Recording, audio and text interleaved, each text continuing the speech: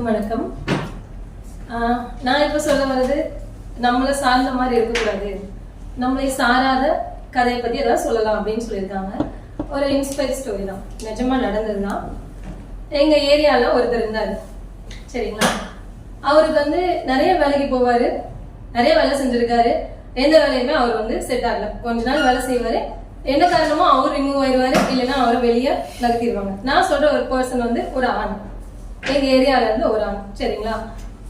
அவரு நல்ல வேலைக்கும் போவாரு, கொஞ்சம் லோவான வேலைக்கும் போவாரு. கல்யாணமா இருக்கு, குழந்தை இருக்கு, அதனால எல்லாம் பண்ணாரு. ஒரு கட்டத்துல ஒய்ஃப்னால வீட்டுல சமைக்க முடியல. அவங்க கொஞ்சம் கன்சீவா இருந்தாங்க, அதனால சமைக்க முடியல. இவருதான் சமைச்சு கொடுத்துருந்தாரு. அக்கம் பக்கம் சொந்தக்காரங்க எல்லாரும் சமையல்காரன் எல்லாரும் கிண்டல் பண்ண ஆரம்பிச்சுட்டாங்க. அவங்க ஒய்ஃபுக்கு வெக்கமா இருந்துச்சு. ஏன்னா புருஷனோட லட்சணம் என்ன? வேலைக்கு போய் சம்பாதிக்கணும், கொண்டாட்டி தான் இவருடைய மனைவின்னு சொல்றதுல கர்வம் கொள்ளணும், சரிங்களா? அது அவங்களுக்கு கிடைக்கல. மனைவியும் கேவலமா பார்க்க ஆரம்பிச்சுட்டாங்க.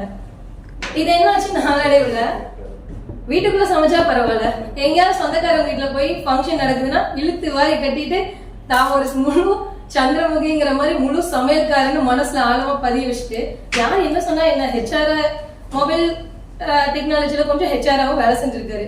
ஆனா அவருக்கு சமைக்கிறது பிடிச்சிருக்கு, யார் என்ன சொன்னா என்னன்னு சொல்லிட்டு சமையல் செஞ்சுட்டு இருந்தாரு.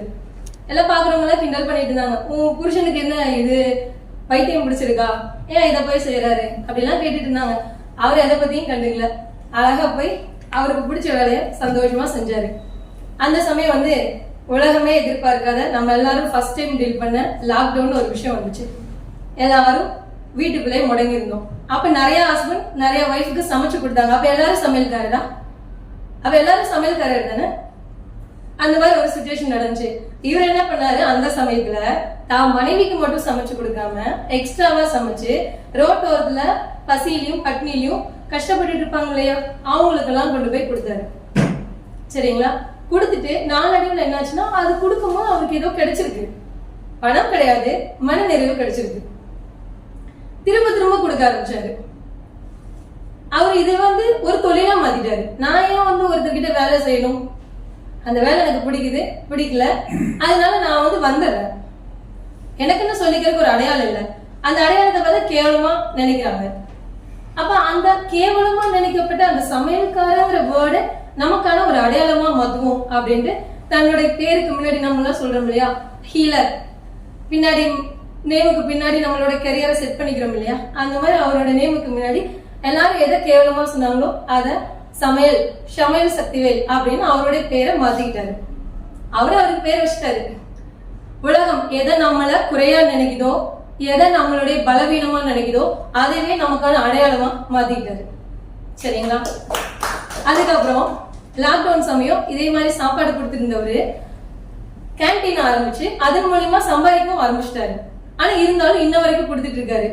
இதுல என்ன தெரியுதுன்னா, எந்த ஒரு விஷயமும் தன்னுடைய சுயநலத்துக்கு மட்டும் இல்லாம பொதுநலத்துக்கு கொடுக்கறதுனால அவர் இப்ப நிறைய விருதுகள் வாங்க ஆரம்பிச்சிட்டாரு, நிறைய மேகசின்ல பேட்டி கொடுக்க ஆரம்பிச்சிட்டாரு. எந்த சமையல்காரன் சொல்லி கிண்டல் பண்ணாங்களோ அதே சமையல்காரர் என் சொந்தக்காரன் அப்படின்னு சொல்ற அளவுக்கு வாழ்ந்து கட்டிட்டாரு. நம்மளுடைய பலவீனங்கள் அத்தனையும் நம்ம பயிற்சி முயற்சி நம்மள நம்புறப்போ அதுவே நமக்கான அடையாளமா மாறும். அதுவும் நம்மள பெருமையா சொல்ற அளவுக்கு அடையாளமா மாறும். இப்ப அவங்க மனைவி சமையல் சக்திவேலோட மனைவி அப்படின்னு அவங்க சொல்லிக்கிறாங்க, பெருமையா சொல்லிக்கிறாங்க. இப்ப அவங்களுக்கு தேவையான செல்வமும் வருது. ஈகை என்ன ஆகும்னா, ஒரு பெரிய விஷயங்க. நம்ம இந்த உலகத்துக்கு கொடுக்க அது அறிவாகட்டும், பணமாகட்டும், அன்பாகட்டும் பல மடங்கு திரும்ப கிடைக்கும். இப்ப ஒண்ணு இல்ல, இப்ப நீங்க உங்க பிளைட் எடுத்துட்டு போய் சாப்பிட போறீங்க, உங்க ஒரு ஆளுக்கு தான் போடுவாங்க. ஒரு 10 பேர் எந்திரிச்சு வர முடியாத ஒரு கண்டிஷன்ல, ஒரு உடல் சுகம் இல்லாம, ஒரு ஹேண்டிகேப்பாவோ ஏதோ ஒரு மாதிரி எழுந்திருக்க முடியாத மாதிரி இருக்காங்கன்னு வைங்களேன். அவங்களுக்கு நீங்க என்ன பண்ணுவீங்க? ஒரு பெரிய பாத்திரத்துல சாப்பாடு கேட்பீங்க. உனக்கு எதுக்கு இவ்வளவு பெரிய பாத்திரத்துல சாப்பாடுன்னு கேட்பாங்களா இல்லையா? ஆனா நீங்க என்ன சொல்றீங்க, இது எனக்கு மட்டும் கிடையாது, அங்க இருக்க 10 பேருக்கு நான் கொடுக்க போறேன்னு சொல்றப்போ உங்களுடைய ஒரு ஆள் தேவை அந்த 10 பேர்த்தோட கொடுக்கறதுல அவங்களுக்கும் கொடுத்து உங்களுக்கும் தீர்க்கப்படுமா இல்லையா? உங்களுடைய தேவைங்கிறது உங்களுக்கு ஒரு சமுதாய பணியாவும் அடுத்தவங்க மேல அக்கறையாவும் மாறுறப்போ கண்டிப்பா அது தீர்க்கப்படும் இல்லையா? கொடுத்துதாங்க வாங்க முடியும். நன்றி, வணக்கம்.